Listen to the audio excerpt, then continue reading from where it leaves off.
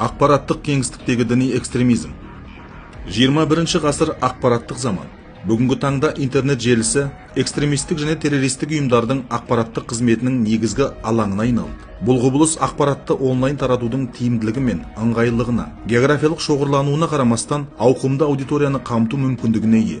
Экстремистік топтар тарапынан жаңа жақтастарды қатарына тарту үшін барлық қолжетімді мүмкіндіктер қолданылады. Әлеуметтік желілер, тақырыптық форумдар, мессенджерлер, онлайн ойындар және тағы басқа. Экстремистік ұйымдардың негізгі мақсатты аудиториясы әлеуметтік, саяси, экономикалық және басқа факторлардың әсерінен берік идеологиялық көзқарасы қалыптаспаған жастар санаты болып табылады. Жастардың интернет арқылы радикалдануы жаһандық үдеріс. Оның аясында әлеуметтік желілер зорлық-зомбылықты насихаттаудың, радикалды идеялардың таралуының стратегиялық құрал ретінде қолданылады. Әлеуметтік желілер мен SMM жарнамалық құралдарын пайдалану арқылы халықаралық террористік ұйымдардың көшбасшылары өз аудиториясының негізгі қажеттіліктерін анықтап, соған сәйкес материалдар дайындайды. Бүгінгі таңда әлемде онлайн кеңістікті пайдалана отырып, діни экстремизм мен терроризмге қарсы тұрудың түрлі әдістері қолданылуда. Негізгі екі әдіс: қарсы насихат және медиа ақпараттық сауаттылық. Бүгінгі таңда мемлекет ұлттық қауіпсіздікті қамтамасыз етуге бағытталған іс-шаралардың кең спектрін өткізуде. Мемлекеттік бағдарлама шеңберінде онлайн кеңістікте діни экстремизмнің алдын алу бойынша қарсы насихат және ақпараттық түсіндіру әдістері қолданылады. Қарсы насихат жұмысы әлеуметтік желілерде жергілікті дін істері басқармалары мен дін мәселелерін зерттеу орталықтары тарапынан жүргізіледі. Танымал әлеуметтік желілерге дін саласындағы өзекті мәселелер бойынша аудио бейне материалдар, сұрақ-жауап, діни мамандар мен сарапшылардың дәрістері, пікірлері орналастырылады.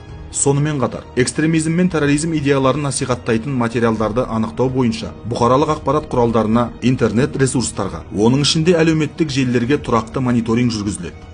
Жатағым өкілдерінің жалынды сөздерін еріп, болашағымызға балта шаппайық.